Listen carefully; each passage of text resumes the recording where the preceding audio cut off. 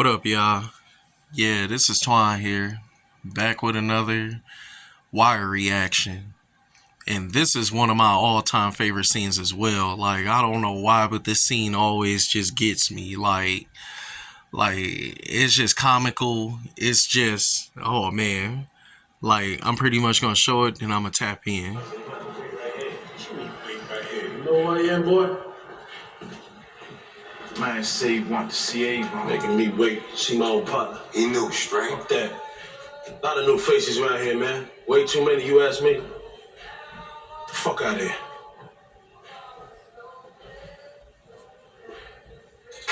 Where Avon at? He'll be alone. You notice, like, the way he come in.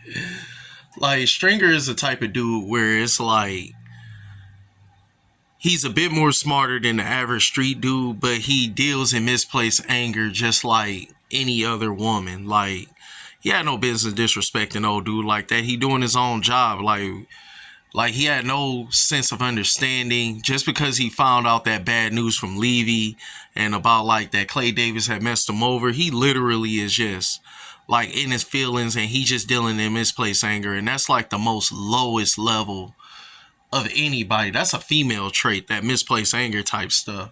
If you got something going on with you as a man, you dang sure ain't supposed to just take that to anyone else. Well, you probably will already know that, because dudes that who go out there with like that little sassy attitude or just want to talk back attitude, they usually get put in their place. And Stringer, he's been like, just watch this. Surely. That's good, because I came to see you anyway. What you need?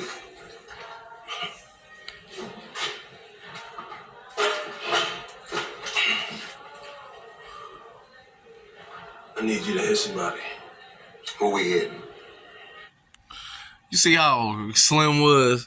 Like, that's the type of dude you always need on your team. Slim is like, like, all right, like, who we hitting? He, like, no type of facial expressions or anything. He, like, who we hitting?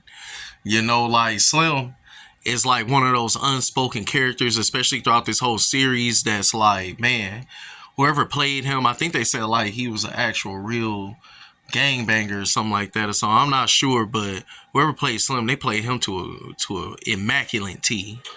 Clay Davis. The Clay Davis? Downtown Clay Davis? That's supposed to mean something to me, man. That nigga needs to be got. Shit, straight murder ain't no thing. But this is some assassination shit. I told you. This nigga, he said murder ain't a thing, but this here is some assassination type stuff.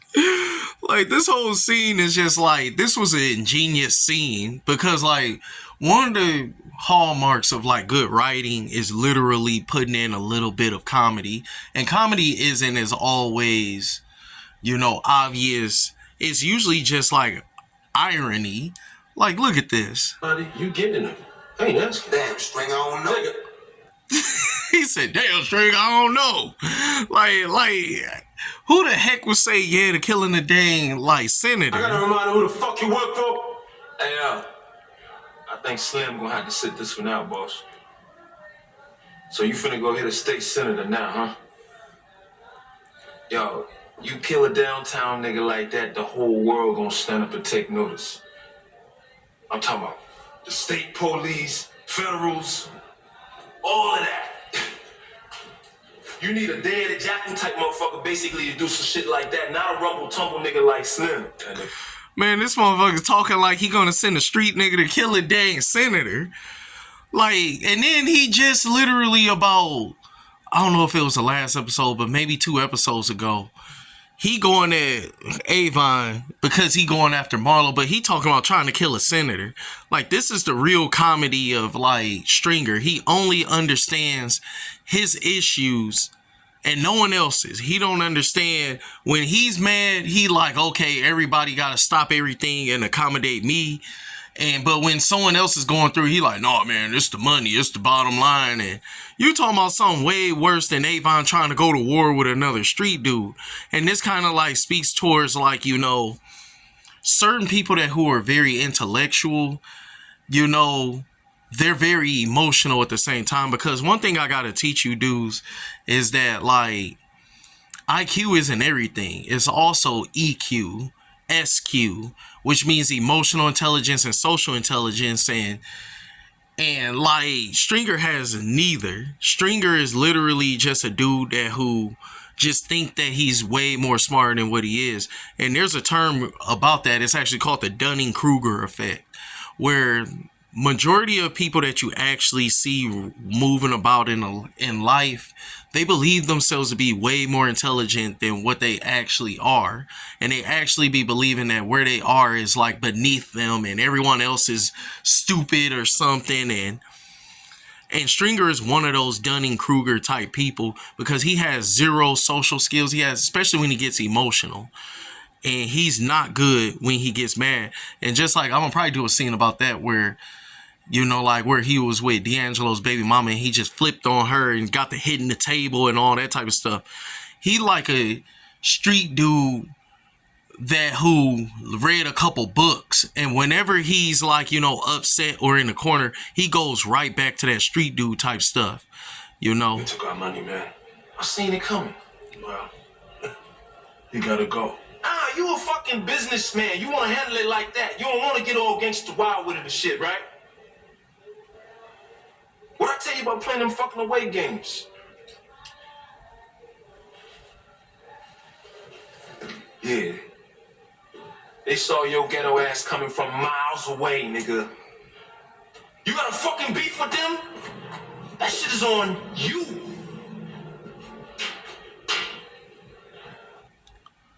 And that's the truth. Like, you know, Avon had to basically tell him, like, man, you basically stonewalled me when I want to go to war with Marlo.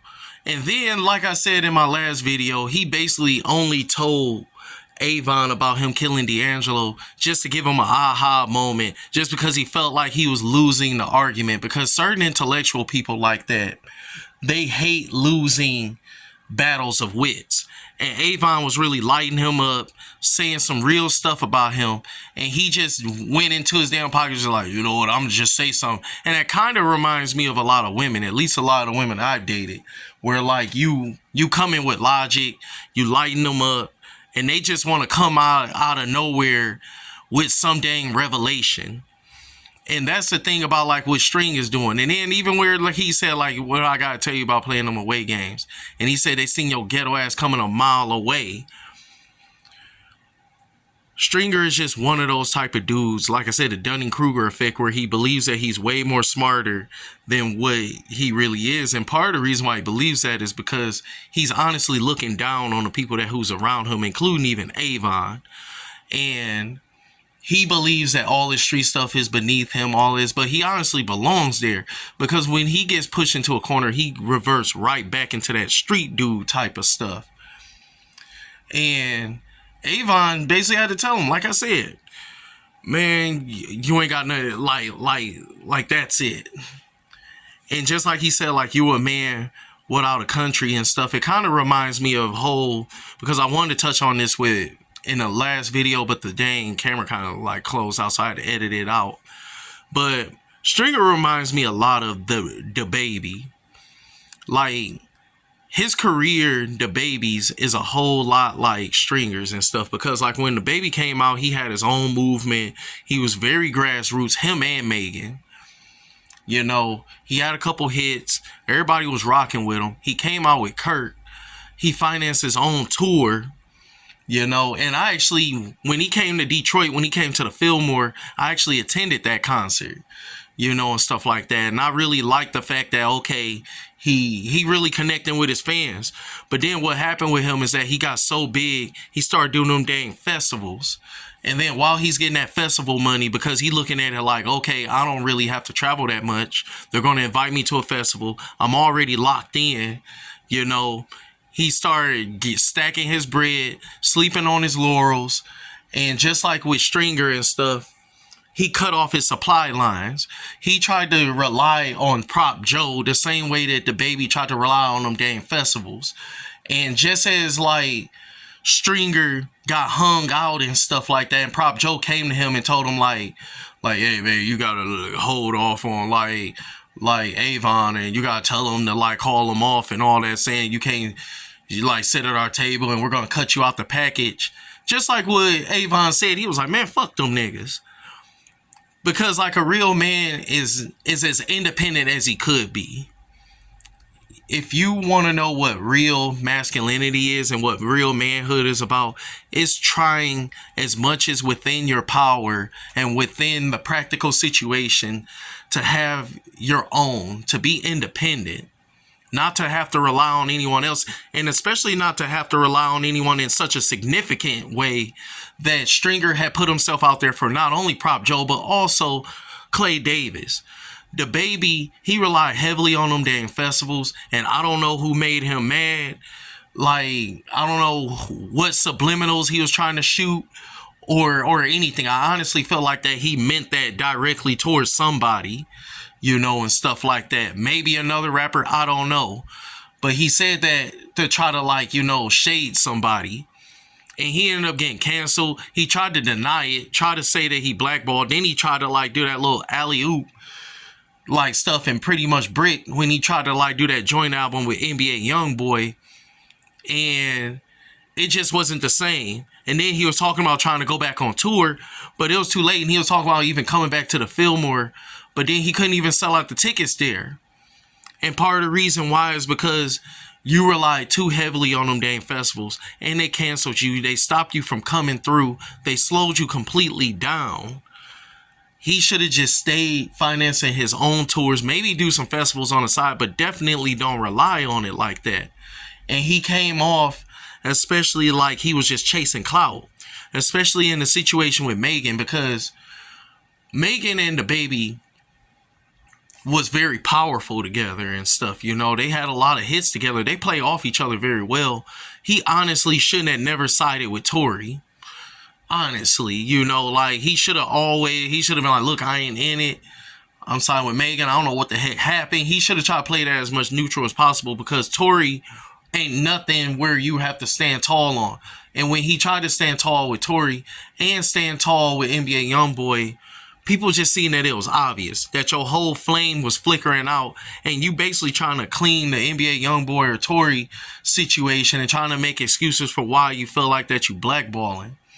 But the truth is that you alienated your core fan base the same way that Stringer had alienated all the people that he came up with. Now he's all alone. Same way DaBaby is all alone, and he's kind of crawling back right now.